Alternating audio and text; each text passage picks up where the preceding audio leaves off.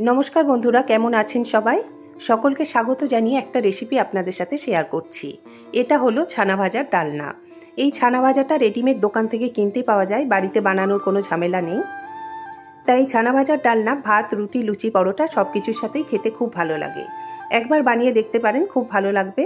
চলুন তাহলে এই রেসিপিটা বানাতে কি কি লাগছে দেখে নিই। এখানে নিয়েছি আমি 150 গ্রাম ছানা ভাজা, 2টো মিডিয়াম সাইজের আলু, একটা টমেটো, 2টো কাঁচা লঙ্কা, আর নিয়েছি 2 টেবিল চামচ পোস্ত, আর 1 চা চামচ আদা বাটা নিয়েছি। এখন পোস্ত, টমেটো আর কাঁচা লঙ্কার একটা পেস্ট আমি বানিয়ে নেব। পেস্টটা বানানো হয়ে গেছে, দেখুন এইরকম হয়েছে। কড়া গরম করে আমি দিয়ে দিলাম 2 টেবিল চামচ সাদা তেল। তেল গরম হয়ে গেলে এর মধ্যে আমি কেটে রাখা আলুগুলো দিয়ে দিলাম।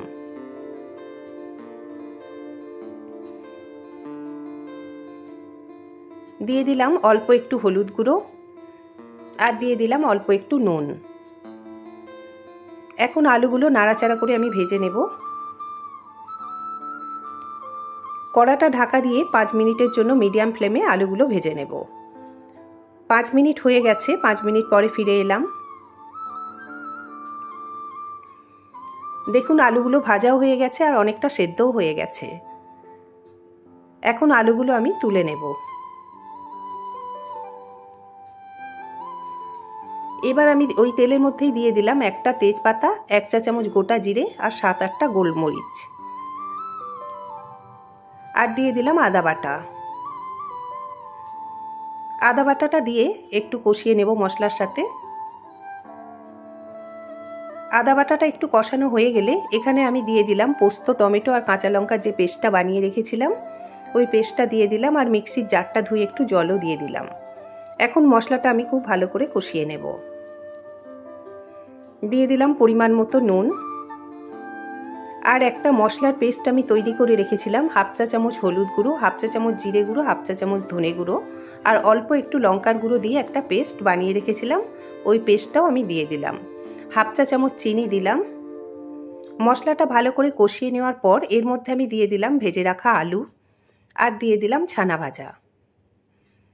এখন ছানা ভাজা আর আলুটা খুব ভালো করে মশলার সাথে মিশিয়ে নেব। যেহেতু আলুটা ভাজার সময় অনেকটাই সেদ্ধ হয়ে গেছে, তাই এখন রান্নাটা করতে আর খুব বেশি সময় আমার লাগবে না।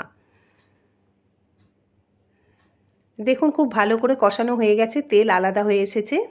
এখন এর মধ্যে আমি দিয়ে দিলাম 1.5 কাপের মতো জল। খুব বেশি জল দেওয়ার দরকার নেই, তবে এই যে জলটা দিলাম এটা ছানা ভাজাতে টেনে যাবে অনেকটাই।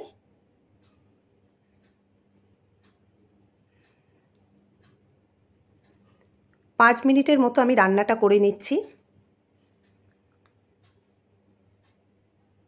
5 মিনিট হয়ে গেছে। এখন এর মধ্যে আমি দিয়ে দিলাম 1 চা চামচ বাটার।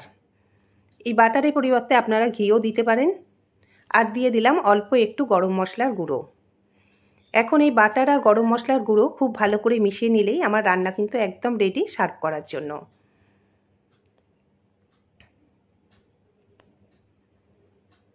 তাহলে বন্ধুরা, কেমন লাগলো আমার আজকের রেসিপিটা অবশ্যই আমাকে কমেন্টস করে জানাবেন। যদি ভিডিওটা ফেসবুক থেকে দেখে থাকেন তাহলে আমার পেজটিকে ফলো করার, আর যদি ইউটিউব থেকে দেখে থাকেন তাহলে আমার চ্যানেলটিকে সাবস্ক্রাইব করার অনুরোধ রইল। সকলে ভালো থাকবেন, সুস্থ থাকবেন। দেখা হবে আবার নতুন কোনো ভিডিওতে। ধন্যবাদ।